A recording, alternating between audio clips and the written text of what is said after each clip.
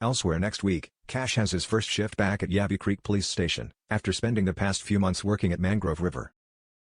It transpires that Mangrove River Police has been disbanded due to the continued presence of the River Boys, with the continued attacks making it unsustainable to keep the place open. All the staff have been deployed elsewhere, with Cash's former colleague Constable Joe Devlin taking a position in Reefton Lakes. With Cash the last one in, they weren't sure what to do with him, so have stuck him back in Yabby Creek while they make further plans.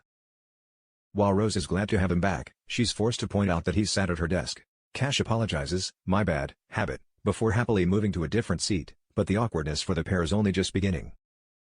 When Perry comes in for his bail check-in, Rose asks him to wait a minute, prompting Cash to offer to do it on her behalf, something which makes Rose nervous, considering the obvious conflict of interest.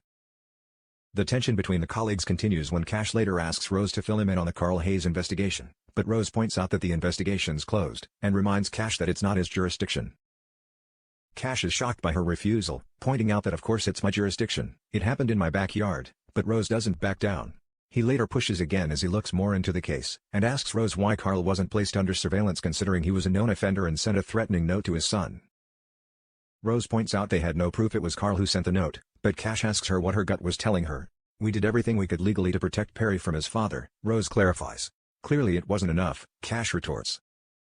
Rose reminds Cash that Perry ran immediately after Carl's death, hinting that he could well be guilty. Cash points out that he only did so because he's a scared kid, and it doesn't justify a murder charge. "Why wasn't it downgraded to manslaughter?" he asks. He wants to know why Rose hasn't called the DPP to suggest they downgrade the charge. At that point, Rose finally points out he's got a conflict of interest. He has a relationship with the suspect, and by continuing to press her, he's blurring boundaries. With Cash having plenty of prior experience of overstepping the mark, will his return to Yabby Creek help or hinder Perry's case?